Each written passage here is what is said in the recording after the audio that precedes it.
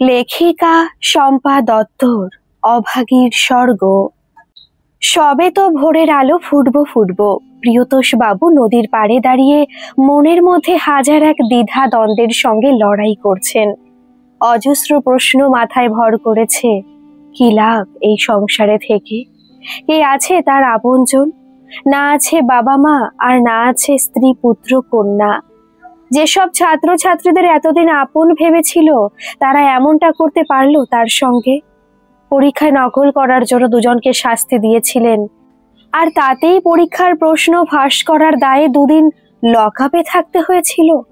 পাছে ক্ষমতাশীল বাবাদের কোপে পড়ে চাকরি নিয়ে টানাটানি হয়, তাই সহকর্মীরা কেউ প্রতিবাদ করেনি। তিনি নিজেকে নির্দোষ প্রমাণ করেছিলেন ঠিকই, কিন্তু লকআপে থাকার যন্ত্রণা ভুলতে পারছিলেন না বলেই তার মনে হচ্ছিল এই ভরা গঙ্গার বুকে একটা ডুব দিয়ে আর তো না উঠে এলেই হয়।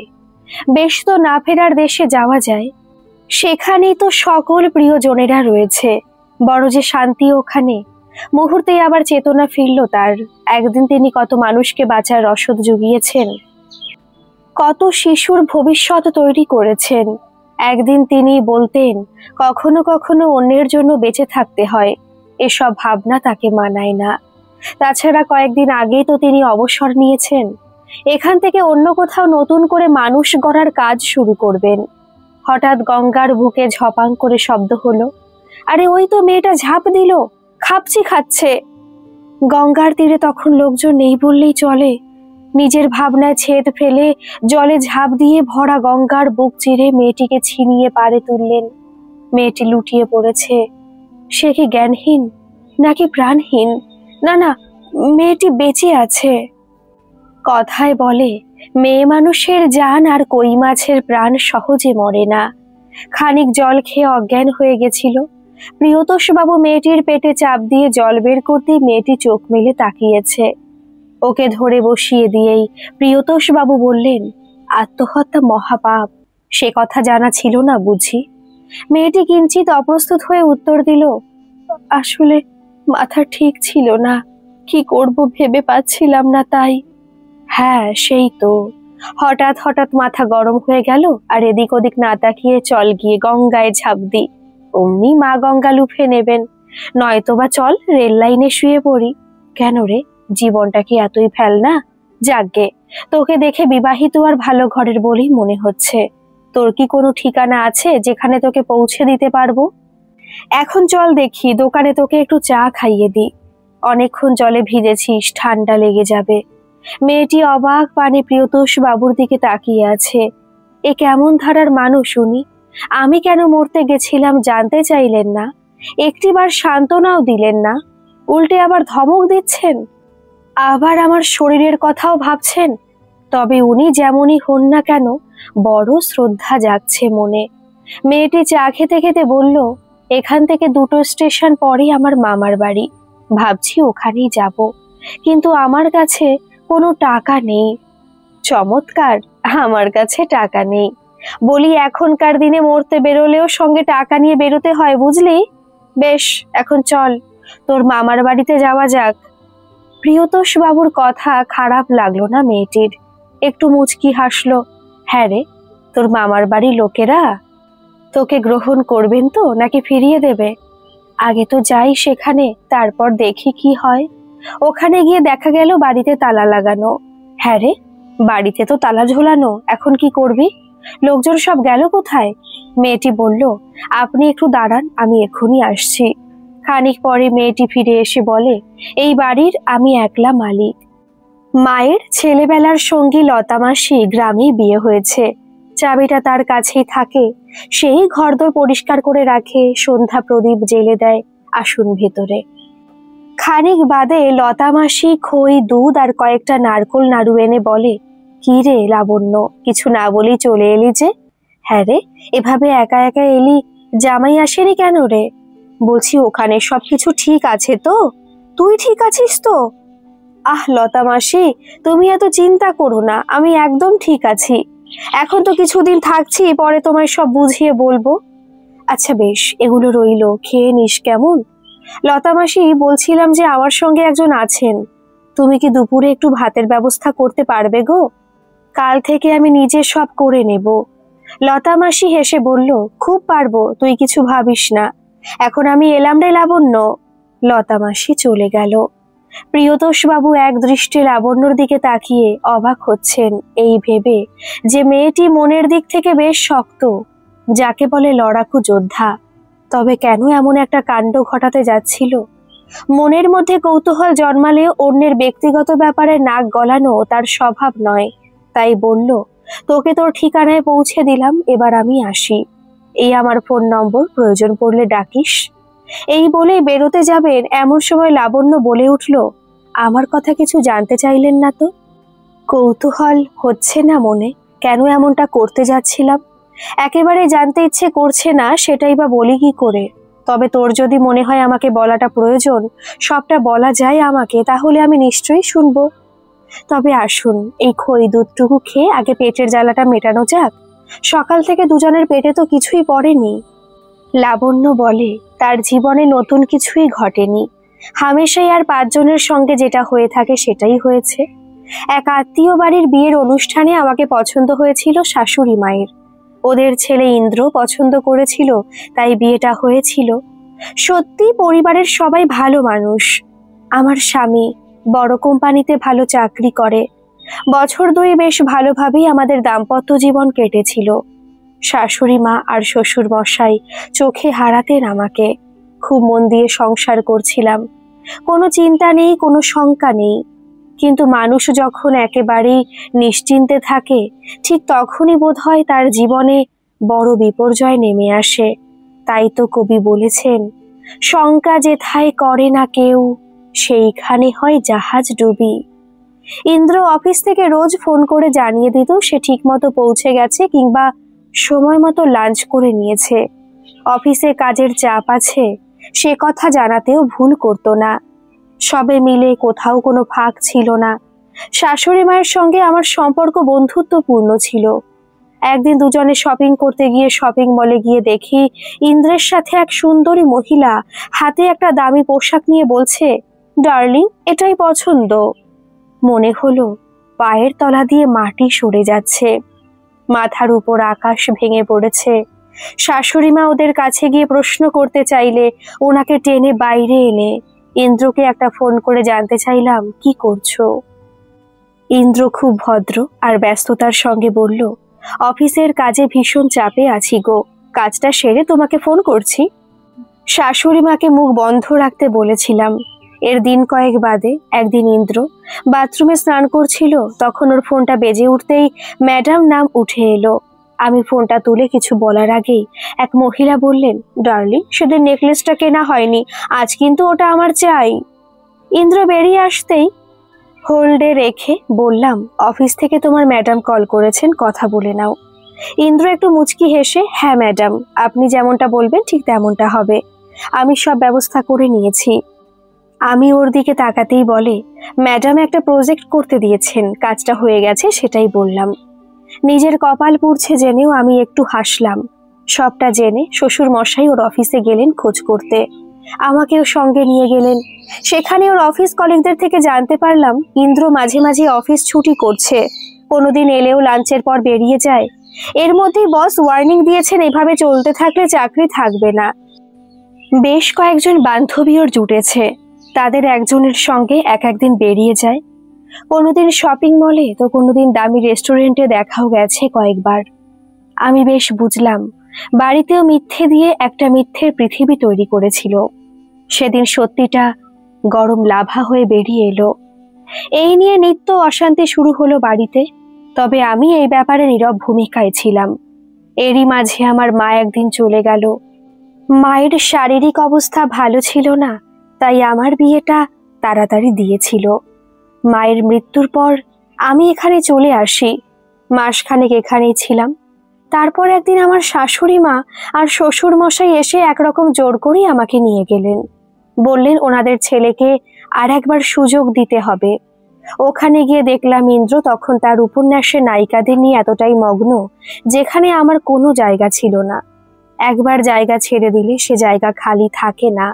তাছাড়া জোর করে জায়গা দখল করার অভ্যেস আমার কোনোদিনই ছিল না। আবার শুরু হলো নিত্য কলহ। ইন্দ্র আমার কাছে মুক্তি চাইল, ডিভোর্স পেপারে সই করতে বলল।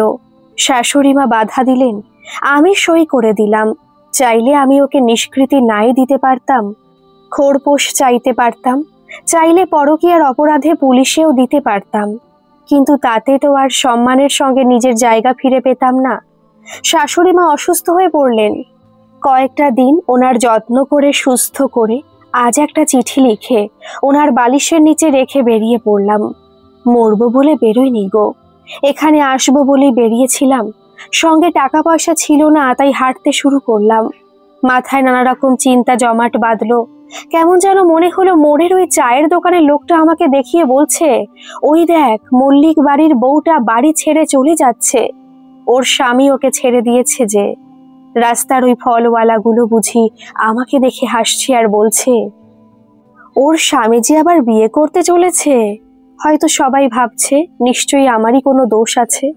হাজার হোক আমি একজন নারী, স্বামী ছেড়ে দিলে আঙুল তো উঠবেই। ভালোই হয়েছে মা আগেই মরে গেছে, নইলে মেয়ের এত অপমান সইতে পারতো না যে। মাকে খুব মনে পড়ছিল, একটু জড়িয়ে ধরে কাঁদতে ইচ্ছে করছিল। হঠাৎ করে গঙ্গার সামনে এসে পড়তেই মনে হলো ভরা গঙ্গার বুকে লুকিয়ে পড়লেই তো কেউ আমাকে দেখে হাসবে না, আর তাই আমি তো মরতে চাইনি, আমি তো বাঁচতেই চাই। দুপুরবেলা একটু ভাত পেটে দিয়ে প্রিয়তোষ বাবু আবার বললেন, সবই তো বুঝলাম, আর এটাও বুঝলাম যে তুই বেশ শক্ত মনের মানুষ, ক্ষণিকের জন্য পথভ্রষ্ট হয়েছিলি মাত্র। তবে একটা প্রশ্ন, এই এত বড় দোতলা বাড়ি, উপরে নিচে মিলে এতগুলো ঘর, এখানে তুই একলা থাকবি কেমন করে? আর এই বাড়ির তুই একলা মালিক হলেই বা কি করে? সেও এক কাহিনী গো। মায়ের আপন বলতে ছিল এক পাতানো দাদা, বিয়ে থা করেননি। বাবা আমার মাকে পছন্দ করে বিয়ে করেছিল, বাবার পরিবারের থেকে মাকে মেনে নেয়নি, তাই বাবা মাকে নিয়ে মামার এই বাড়িতে সংসার বেঁধেছিল। তবে মায়ের জীবনে সুখ সহ্য হয়নি। আমি জন্ম নেবার 11 মাস পর হঠাৎ করে একটা দুর্ঘটনায় বাবা মারা যায়। তারপর অবশ্য বাবার পরিবার থেকে মাকে মেনে নিয়ে ফিরিয়ে নিতে এসেছিল, কিন্তু মা যেতে রাজি হয়নি। মামা মৃত্যুর আগে এই বাড়ি মায়ের নামে করেছিল, আর সেই সূত্রেই এই বাড়ির মালিক এখন আমি। বাবার সঙ্গ আমি বেশি দিন পাইনি। ছোটবেলা থেকে মায়ের থেকে জেনেছি, ওই দূর আকাশে যেই তারাটা সবচেয়ে বড় আর উজ্জ্বল, ওটাই নাকি আমার বাবা। বড় হয়েও যখনই মন উদাস থাকতো, তখনই ছাদে গিয়ে উজ্জ্বল বড় তারাটির দিকে তাকিয়ে মন খুলে সবটা বলে দিতাম। ওই তারার দিকে তাকিয়ে মনে মনে বাবার একটা আবছা ছবি এঁকেছিলাম, কিন্তু শত চেষ্টা করেও সেই ছবি স্পষ্ট করতে পারিনি কোনো দিন। তোমাকে দেখার পর থেকে মনে হচ্ছে পৃথিবীর সব বাবারাই বোধহয় তোমার মতো হয়। বাবা থাকলে নিশ্চয়ই আজ এমনি করেই আমার জন্য জলে ঝাঁপ দিত, আমাকে শাসন করত, আমার শরীরের কথা ভাবতো, আগলে রাখতো, হারিয়ে যেতে দিত না কিছুতেই। কিছুক্ষণ দুজনেই চুপ থাকার পর লাবণ্য জিজ্ঞেস করলো, আপনার কথা কিছু বললেন না তো? প্রিয়তোষ বাবু অপ্রকাশ্যে ভাবলেন, সদ্য এত বড় আঘাত পাওয়া মেয়েটিকে এখনই নিজের কথা না বলাই ভালো। তাই মুখে হালকা হাসি নিয়ে বললেন, আমার কি তোর মতো এত লম্বা কাহিনী আছে যে তোকে শোনাবো? আমি একলা মানুষ, নিজের মতো থাকতেই ভালোবাসি। রোজ সকালে গঙ্গার ধারে হাওয়া খেতে যাই, আজও তাই গেছিলাম। তবু আমার কথা জানতে চাইলে পরে কোনোদিন নিশ্চয়ই বলবো। লাবণ্য একটু ইতস্তত হয়ে বলল, আপনি তো একলা মানুষ, নিজের কেউ নেই বললেন, তাই বলছিলাম কয়েকটা দিন যদি এখানে থেকে যেতেন তাহলে একটু ভরসা পেতাম। তবে আপনার অসুবিধা থাকলে জোর করব না, আমি নিজেকে ঠিক সামলে নিতে পারবো। প্রিয়তোষ বাবু মনে মনে ভাবলেন, ভাগ্যিস লাবণ্য নিজে মুখে কথাটা বলল, নইলে মাথা গোজার মতো একটা আশ্রয় খুঁজতে কিছুটা সময় তো তার লাগবেই। যে বাড়িতে থাকতাম সেটা একেবারেই ছেড়ে দেওয়ার কথা বলেই তো বাড়িওয়ালার পুরো ভাড়া মিটিয়ে অজানার উদ্দেশ্যে বেরিয়ে পড়েছিলাম। না হয় কয়েকটা দিন এখানেই থেকে গেলাম।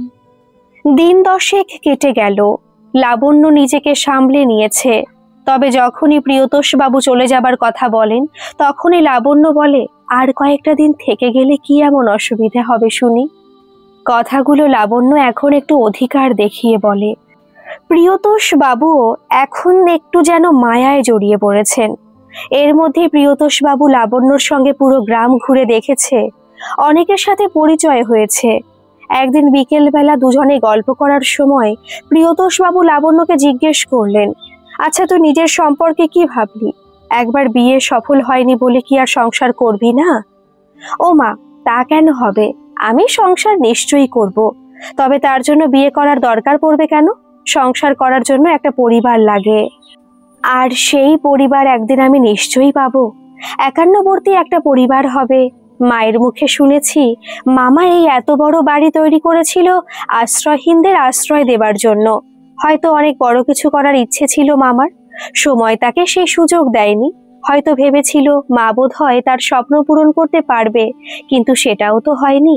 তাই আমার ইচ্ছে খুব বড় কিছু না পারি, কিছুটা হলেও মামার ইচ্ছের মান রাখার চেষ্টা করব।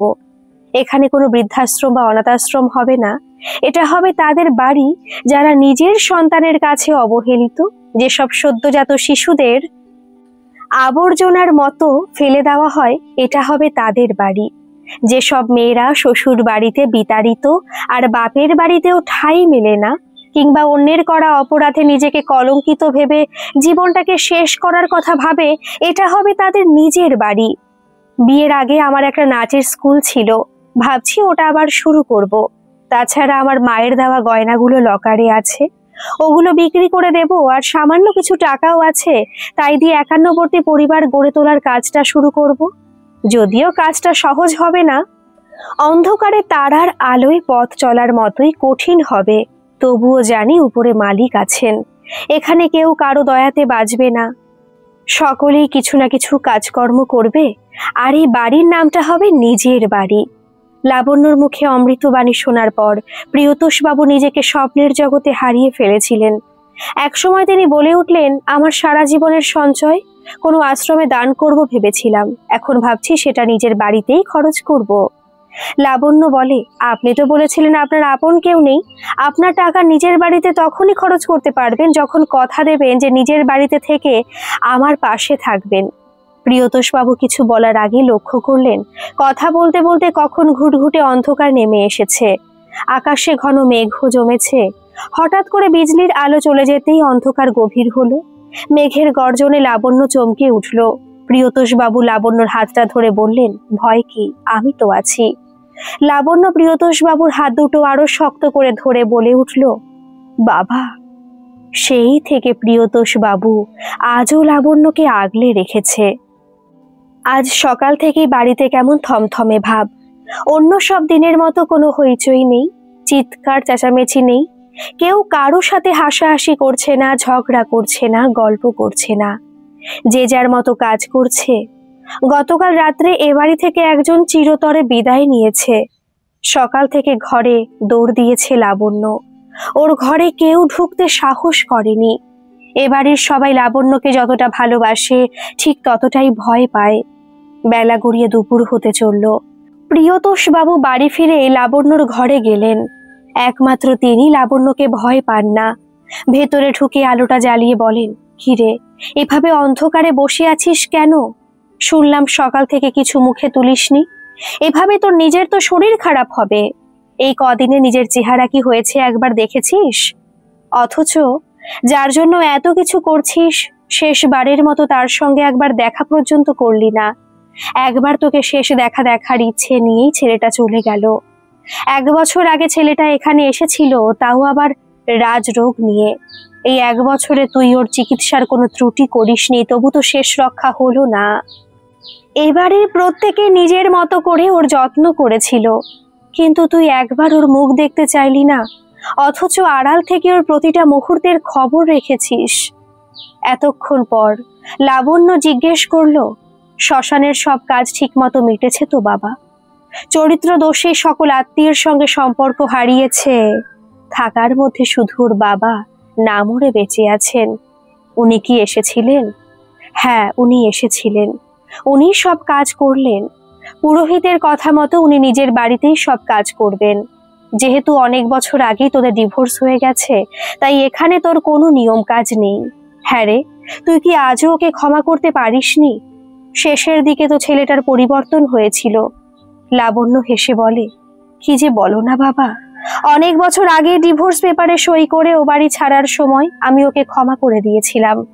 রাগ অভিমান তো নিজের মানুষের ওপর হয়, কিন্তু ও তো কোনোদিন আমার আপন ছিলই না। আমাদের সম্পর্কের তো কোনো প্রাণ ছিল না। তবে ওর বাবা মাকে যে কষ্টটা দিয়েছে, তার জন্য ওর প্রতি আমার শুধু ঘেন্না ছিল। 1 বছর আগে তুমি যখন ওকে না চিনে জেনেই রাস্তা থেকে তুলে এনেছিলে, তখন সে রোগগ্রস্ত, সর্বশান্ত নিঃস্ব। এমন অবস্থায় অনুশোচনা হওয়াই তো স্বাভাবিক। তাই সেদিন ওকে এখানে থাকার অনুমতি দিলেও ওর মুখ দর্শন করার কোনো প্রবৃত্তি আমার হয়নি। ওর বেপরোয়া জীবন যাপন, নিত্য নতুন মেয়ে বন্ধুর সঙ্গে মেলামেশা, পার্টি, নেশা ওকে সর্বনাশের পথে এগিয়েছিল। অথচ যাদের জন্য সে সর্বশান্ত হয়েছিল, চাকরি খুইয়েছিল, সেই সাজা সঙ্গীর দল আজ কি সুন্দর ঘোমটার আড়ালে লুকিয়ে আছে। সঠিক সময় অনুশোচনা হলে, বিবেকবোধ জাগলে আজ হয়তো ওর মা জীবিত থাকতেন। আমি নিশ্চিত উনি স্বেচ্ছায় সংসারের মায়া ত্যাগ করেছেন। পড়ে রয়েছেন ওর বাবা। ছেলের করা ঋণের টাকা মেটাতে এত বড় দোতলা বাড়িটা বিক্রি করে 1 কামরার ভাড়া বাড়িতে উঠেছেন। আজ বোধহয় একটু হলেও হাড়ে বাতাস লেগেছে। আমি ওনাকে তোর কাছে আসতে বলেছিলাম, কিন্তু উনি বললেন কোন মুখে লাবণ্যর সামনে দাঁড়াবো, ওকে তো আগলে রাখতে পারিনি। লাবণ্য বলে ওনাদের তো কোনো দোষ ছিল না। ওনারা আমাকে বলেছিলেন ওদের ছেলের সাথে ডিভোর্স হলেও আমি যেন বাড়িতেই থাকি ওনাদের মেয়ে হয়ে। সেদিন যদি বেরিয়ে না আসতাম, তাহলে তো তোমার সঙ্গে দেখাও হতো না, আর নিজের বাড়িতে এত বড় পরিবারও পেতাম না। ঠিক যেভাবে নদীর এপার ভাঙে তো ওপার গড়ে। যাকগে, ও সব কথা মনে করতে আর ভালো লাগছে না। তুমি খেয়ে দিয়ে একটু বিশ্রাম করো। কাল রাত থেকে তোমার ওপর দিয়েও তো কম ধকল যায়নি। হ্যাঁ রে লাবণ্য, তোকে ওই অনুরাধা রায়ের কথা বলেছিলাম না, যিনি লেখালেখি করেন? তোর সাথে দেখা করতে চাইছিলেন, এখানে মানুষ সম্পর্কে জানতে চাইছিলেন। আমি ওনাকে আজ আসতে বলেছিলাম। আগে তো জানতাম না বাড়িতে এমন একটা ঘটনা ঘটবে। তুই কি একবার ওনার সঙ্গে দেখা করবি? না বাবা, আজ থাক। আজ কারোর সাথে দেখা করতে ইচ্ছে করছে না। আজ একটু একা থাকতে চাই। বেশ, তবে আজ না হয় বারণ করে দিচ্ছি। এই বলে প্রিয়তোষ বাবু ঘর থেকে বেরিয়ে আসতে যাবেন, এমন সময় উঠোনের মধ্যে হইচই শোনা গেল। ওই তো গয়না বুড়ির গলা শোনা যাচ্ছে। এবার ওকে সামলাই কে? বাধ্য হয়ে লাবণ্যকে বাইরে আসতে হলো, কারণ এই অবস্থায় লাবণ্য ছাড়া ওকে কেউ শান্ত করতে পারবে না। আবার বুঝি ওর মাথায় মা কালী ভর করেছে। জেদ ধরেছে ইন্দ্রর ঘরে যাবে, ওকে খাইয়ে দেবে, ওর সঙ্গে গল্প করবে। এখন ওকে কে বোঝাবে যে ইন্দ্র আর বেঁচে নেই? যতদিন ইন্দ্র এই বাড়িতে ছিল ততদিন গয়না বুড়ি অনেক স্বাভাবিক ছিল। ইন্দ্র আর গয়না বুড়ির বেশ ভাব হয়েছিল। ওর কেউ না বোঝা কথাগুলো বোঝার চেষ্টা করতো ইন্দ্র। একটা সময় ইন্দ্র নিজের মাকে কম যন্ত্রণা তো দেয়নি, তাই হয়তো গয়না বুড়ির মধ্যে নিজের মাকে খোঁজার চেষ্টা করত। ইন্দ্রের খাবার সময় গয়না বুড়ি সামনে বসে থাকতো। মাথার উপর পাখা ঘুরলেও হাত পাখার বাতাস করে দিত। ওর ঘুম না আসা পর্যন্ত মাথায় হাত বুলিয়ে চুলের মধ্যে বিলি কেটে দিয়ে নিজের মতো আবোল তাবোল ভাষায় গান শুনিয়ে ঘুম পাড়িয়ে দিত। লাবণ্যকে বাইরে আসতে দেখে বুড়ি ওর হাত দুটো ধরে বলে, আমার ছেলেটার সঙ্গে একবার দেখা করতে দাও না গো। ও যে সকাল থেকে কিছুই খায়নি গো। ওর শরীরটা তো ভালো নেই, একটিবার আমায় যেতে দাও না ওর কাছে। লাবণ্য ওর মাথায় হাত বুলিয়ে দিয়ে বলে, তোমার ছেলে কিছুদিনের জন্য এখানে বেড়াতে এসেছিল, তাই এখন তো বাড়ি চলে গেছে। তবে যে বলেছিলে তুমি এটা সবার নিজের বাড়ি, তাহলে কেন গেল? আমিও যাব ওর কাছে, আমাকেও নিয়ে চলো। আচ্ছা, তোমার ছেলে যদি এখন শোনে তুমি সকাল থেকে কিছুই খাওনি, তাহলে তো ভীষণ রাগারাগি করবে, কষ্ট পাবে তো। সেটা কি তুমি চাও? আগে দুধটা খেয়ে নাও দেখি। ও কষ্ট পাবে বুঝি? দাও দাও, আমি এক্ষুনি খেয়ে নিচ্ছি। দুধটা খেয়ে ঘুম জড়ানো চোখে বলে, আমি জানি ছেলেটা আর ফিরে আসবে না। যে হারিয়ে যায় সে আর ফিরে আসে না। এর আগেও তো আমার কেউ হারিয়ে গেছিল, কে ছিল আমার ঠিক মনে পড়ছে না, সেও তো আর ফিরে আসেনি। এই বলেই ঘুমিয়ে পড়ল। এমন অবস্থায় ওকে ঘুমের ওষুধ দিয়ে ঘুম পাড়িয়ে রাখতে হয়। সকলেরই শান্তি। নমস্কার। আপনি তো লাবণ্য দেবী, আমি অনুরাধা রায়, সাধারণ গৃহবধূ একজন। সামান্য একটু আধটু লেখালেখিও করি। অনেকদিন থেকে আপনার সঙ্গে কথা বলার ইচ্ছে ছিল, যদি একটু সহযোগিতা করেন। হ্যাঁ নিশ্চয়ই, আমি লাবণ্য। আসলে আপনি নিশ্চয়ই কালকের ঘটনা বাবার কাছে আগে জেনেছেন, তাই ভেবেছিলাম আজ কারোর সঙ্গে কথা বলবো না। তবে আপনি যখন এসেই পড়েছেন, তখন নিশ্চয়ই বলবো। বলুন, কি জানতে চান? এই পরিবারের মানুষদের সম্পর্কে যদি কিছু বলেন। ওই যে মহিলা চিৎকার করছিলেন তার সম্পর্কে। ও তো আমার গয়না কাকিমা। এখন সবাই বলে গয়না বুড়ি, তবে আগেও কিন্তু এমন ছিল না। ওর ভাষাও এমন আবোল তাবোল ছিল না। আর 5টা মায়ের মতো সুস্থ স্বাভাবিক একজন মা ছিল। সুন্দর একটা মেয়ে ছিল, আঁখি। কলেজে পড়ার সঙ্গে সঙ্গে কয়েকটা টিউশনিও করতো সে। গরিবের সংসার হলেও সুখের ছিল। কাকিমার হাতের তৈরি গয়না, বাড়ির খুব চাহিদা ছিল। তার মেয়ে সকালবেলা সাইকেল নিয়ে বেরিয়ে যেত, পাশাপাশি গ্রামের কয়েকটা দোকানে বড়ি দিয়ে তারপর কলেজে যেত।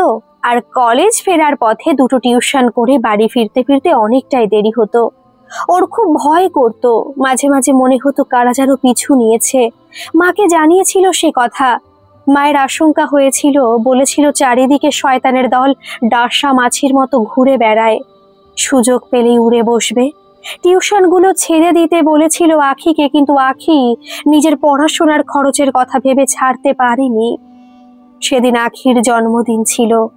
মেয়ে সারাদিন বাড়ি থাকে না, তাই সন্ধেবেলা মা পায়েস রান্না করে বসে আছে। মেয়ে ফিরলে নিজে হাতে খাইয়ে দেবে। গরিবের এটুকু আনন্দবোধ হয় সইল না। সেদিন আখি বাড়ি ফিরল না। মা প্রতিবেশীদের নিয়ে সারা রাত তন্ন তন্ন করে খুঁজেছে, তবু আখির খোঁজ মেলেনি। সকালবেলা বড় রাস্তার ধারে আখির সাইকেল আর একটি চটি পাওয়া গেলেও আখিকে পাওয়া গেল না। সবাই বলল ও কারো সঙ্গে পালিয়েছে। মায়ের মন সব বোঝে। মেয়ে নিজে পালিয়ে গেলে সাইকেল আর একটা চটি পড়ে থাকবে কেন? থানায় গেল যদি মেয়ের খোঁজ পাওয়া যায়।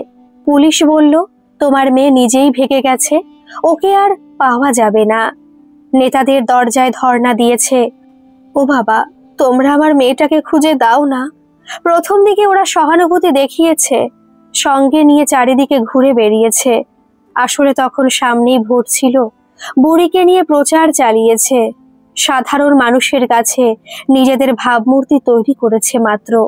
তারপর বুড়িকে আর পাত্তা দিত না। ভোটের কাজে ব্যস্ত আছি বলে ফিরিয়ে দিত। মাঝে মাঝে বুড়ি নেতাদের দরজায় থুতু দিয়ে আসতো, গালিগালাজ করতো আর বলতো মেয়েকে খুঁজে দিবি বলে আমার জমিটাও তো কেড়ে নিলি। ওটা তো মেয়ের বিয়ের জন্য রেখেছিলাম রে। এখন আমার মেয়ে ফিরে এলে ওর বিয়ে দেব কি করে? আমার তো তোদেরকেই সন্দেহ হয়, তোরাই আমার মেয়ের ক্ষতি করেছিস। ওই পুলিশগুলো তোদের সঙ্গে মিলে আছে রে, তোদের আমি ছাড়বো না। এখন বুড়ি মানসিক ভারসাম্যহীন। মেয়ের কথা আর মনে পড়ে না, আর কষ্টও পায় না। কয়েক বছর আগে আমি কালীতলায় অজ্ঞান অবস্থায় দেখতে পেয়ে চিনতে পেরেছিলাম আখির মাকে। স্কুলের বন্ধু ছিল আখি, পাশের গ্রামে থাকতো। কতবার আখির সঙ্গে ওদের বাড়িতে গিয়ে গয়না কাকিমার কাছে নারকোল নাড়ু খেয়েছিলাম। আখির সঙ্গে কি হয়েছিল তার কোনো খবর আমার জানা ছিল না। সেদিন প্রথম মন্দিরের পুরোহিতের থেকে সমস্ত ঘটনা শুনে এই বাড়িতে এনেছিলাম ওকে।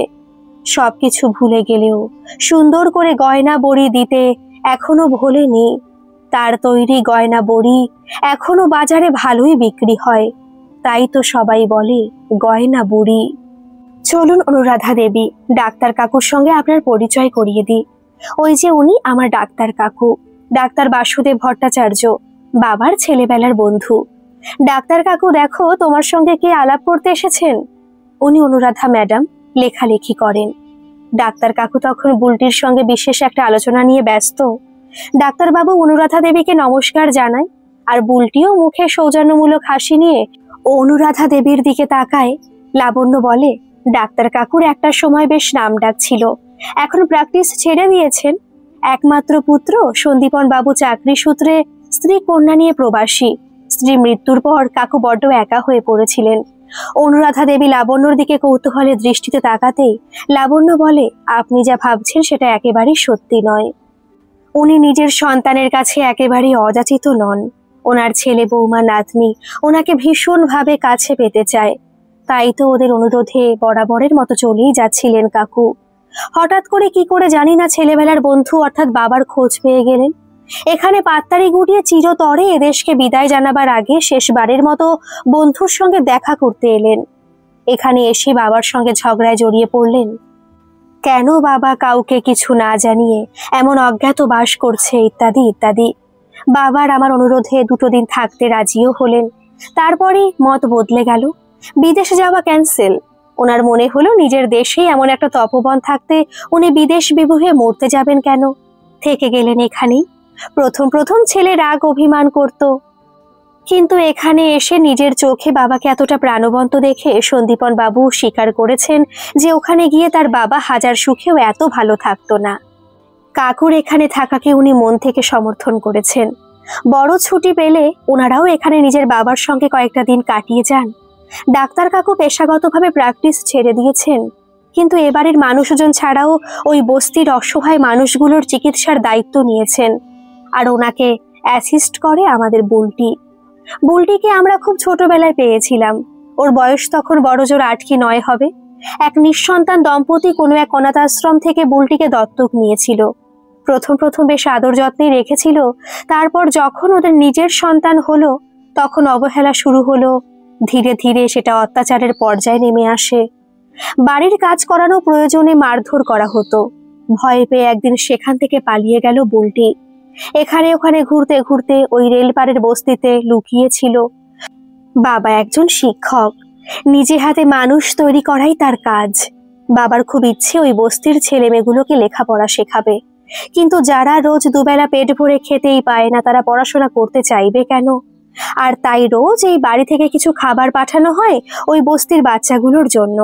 আর বুলটিকে দেখতে পেয়ে ওরা ভাবে ও বুঝি ওদের খাবারে ভাগ বসাতে এসেছে, তাই ওরা বুলটিকে ঘিরে মারধর শুরু করে। বাবা ওখান থেকে বুলটিকে উদ্ধার করে এই বাড়িতে নিয়ে আসে। বুলটি এখন নার্সিং ট্রেনিং করছে।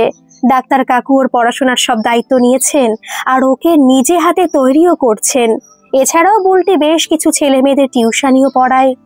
চলুন এবারের হেসেলের দিকটা নিয়ে যাই। এবারের হেসেলের দায়িত্ব বাসন্তীদি আর গোকুল কাকা একাই সামলে নেয়। ও আমাদের বাসন্তীদি আর উনি গোকুল কাকা। অনুরাধা ম্যাডাম রান্নাঘরে ঢুকেই বলেন, বেশ সুন্দর গন্ধ বেরিয়েছে। আজ কি রান্না করছো বাসন্তীদি? বাসন্তী মাথার ঘোমটা আর একটু টেনে নিয়ে নমস্কার জানিয়ে বলে, আগে দিদিমণি, আজকে ওই ডাল, শুক্তো, ভাজার চাটনি আর শেষ পাতে ঘরে পাতা টক দই। আজ এ বাড়ির একজন চলে গেল, তাই আমিষ কিছু করিনি। নেহাত সকলের মুখে তুলে দিতে হবে বলে রান্না করা, নইলে। বাসন্তীর শাড়ির আঁচলে চোখ দুটো মুছে নিয়ে বলে, দিদিমণি আপনারা বাইরে গিয়ে বসুন, আমি গোকুল কাকার হাতে চা পাঠিয়ে দিচ্ছি। রান্নাঘর থেকে বেরিয়ে ওরা পেছনের বাগানে গিয়ে বসলো। অনুরাধা বলেন, সত্যি জায়গাটা মনোরম। চারিদিকে সুন্দর সুন্দর ফুলের গাছ, ফলের গাছ, মুক্ত বাতাস, প্রজাপতি, মৌমাছি সবে মিলে মন ভালো থাকার জায়গা। তারপর লাবণ্য দেবী বাকিদের কথা বলুন, ওই বাসন্তীদির কথা। লাবণ্য বলে, এই বাসন্তীদি লতা মাসির দূর সম্পর্কের আত্মীয়া। ওর স্বামী একটা আমড়া কাঠের ঢেকি, রুজি রোজগার কিছুই করে না। তাই না চাইতেও বাসন্তীদি অন্যের বাড়ি রান্নার কাজ নিয়েছিল, কিন্তু বাড়ির মালিকের চরিত্রের দোষ ছিল।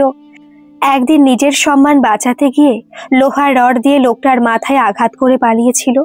লোকটা মরেনি, তবে বেশ কিছুদিন হাসপাতালে পড়েছিল। মিথ্যে বদনাম নিয়ে কয়েক মাসের জেল হলো বাসন্তীদির। ওর সপক্ষে বলার তো কেউ ছিল না। জেল ফেরত বাসন্তীদির শ্বশুর বাড়িতে ঠাঁই হলো না। ওর স্বামীও মুখ ফিরিয়ে নিল। তাই লতা মাসির সাহায্যে ছেলেকে নিয়ে এই বাড়িতে এসেছিল আশ্রয়ের জন্য। বাসন্তীদির ছেলে সঞ্জু পড়াশোনার সঙ্গে খুব ভালো ছবি আঁকে। ওপরতলার একটা ঘরে সঞ্জু বাচ্চাদের আঁকা শেখায়। এই সময় গোকুল কাকা 2 কাপ চা নিয়ে হাজির। অনুরাধা বলেন, গোকুল কাকার কথা কিছু বললেন না তো? লাবণ্য বলে, ওই দেখো গোকুল কাকা, ম্যাডাম তো তোমার কথা জানতে চাইছেন গো। তুমি নিজে মুখেই বলো তোমার কথা, ভালো করে সবকিছু গুছিয়ে বলবে, কিন্তু এমন সুযোগ আর পাবে না।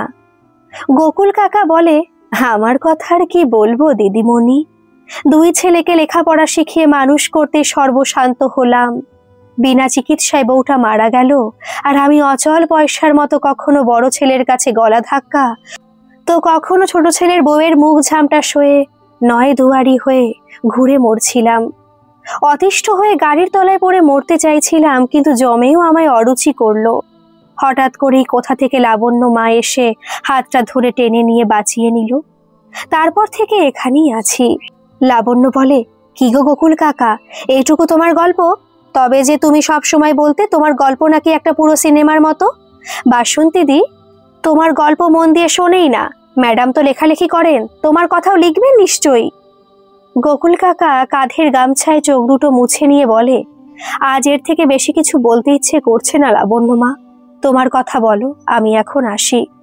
লাবণ্য বলে, অন্য সময় গোকুল কাকা বড্ড বেশি কথা বলে, বকবক করে, সবার মাথা ধরিয়ে দেয়। বিশেষ করে বাসন্তীদের সঙ্গে সারাদিন খিটিরমিটির লেগেই থাকে।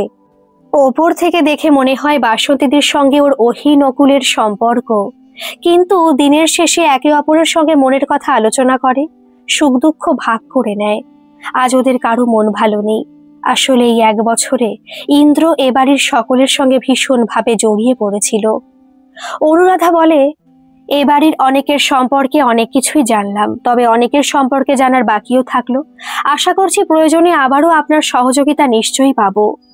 একটু ইতস্তত হয়ে আবার বলেন, আচ্ছা লাবণ্য দেবী, এবার যদি আপনার ব্যক্তিগত জীবনে একটু উকি মারি, তবে কি আপনি ফিরিয়ে দেবেন? লাবণ্য হেসে বলে, এমা, এভাবে কেন বলছেন? ফিরিয়ে কেন দেব? আসলে আমার জীবনে লুকোনোর কিছু নেই, পুরোটাই খোলা খাতার মতো। বাবা নিশ্চয়ই আপনাকে আমার অতীত সম্পর্কে সবটাই বলেছে, তবুও যদি কিছু জানার থাকে তাহলে আপনি নিশ্চয়ই প্রশ্ন করতে পারেন।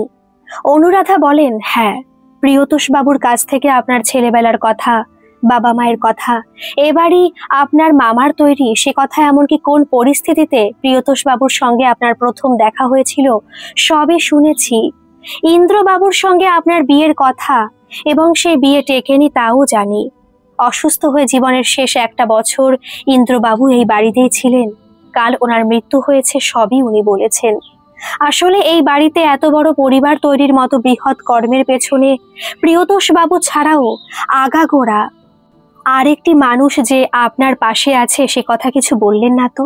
এড়িয়ে যাচ্ছেন।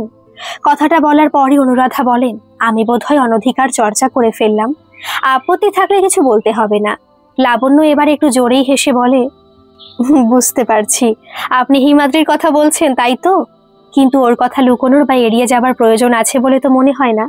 আসলে আপনি এবারের মানে এই পরিবারের মানুষের সম্পর্কে জানতে চেয়েছিলেন, আর হিমাদ্রি তো এ বাড়িতে থাকে না, তাই ওর প্রসঙ্গ আসেনি। হ্যাঁ, আমার এই শূন্যের সৌধ নির্মাণের পেছনে আগাগোড়াই হিমাদ্রির সহযোগিতা রয়েছে। অনাথ আশ্রমে মানুষ, আমার কলেজের বন্ধু ছিল। কলেজ শেষে অনেকদিন কোনো যোগাযোগ নেই। মাঝখানে আমার বিয়ে, ডিভোর্স, কোনো খবরই ছিল না ওর কাছে। তার মাঝে ওর জীবনেই বা কি ঘটেছে তাও আমি জানতাম না। আসলে কলেজ জীবনে আমাদের বন্ধুত্ব অতটাও গভীর ছিল না, আর 5 জনের মতো সাধারণ ছিল। এই পরিবারটা যখন একটু একটু করে গড়ে উঠছিল, ঠিক তখন হিমাদ্রি এখানকার লোকাল থানার 2nd অফিসার হয়ে জয়েন করে। একদিন বিশেষ একটা দরকারে বাবার সঙ্গে থানায় গিয়েছিলাম, আর সেখানে হিমাদ্রির সঙ্গে আবার দেখা হয়ে গেল। তারপর থেকে ও আমাদের নানাভাবে সাহায্য করেছে, পাশে থেকেছে। এখনো হিমাদ্রি এই থানার বড়বাবু হয়েও একইভাবে পাশে রয়েছে। সে নিজে অনাথ আশ্রমে মানুষ হয়েছে, তাই মানুষের পাশে থাকাটা ওর জীবনের ব্রত। অনুরাধা বলেন, সবই বুঝলাম, কিন্তু আপনারা দুজনেই তো একা ছিলেন, তাহলে একে অপরকে আপন করে নিলেন না কেন? জীবনে এতগুলো বছর এভাবে কাটিয়ে দিলেন, কোথাও কি কোনো বাধা ছিল?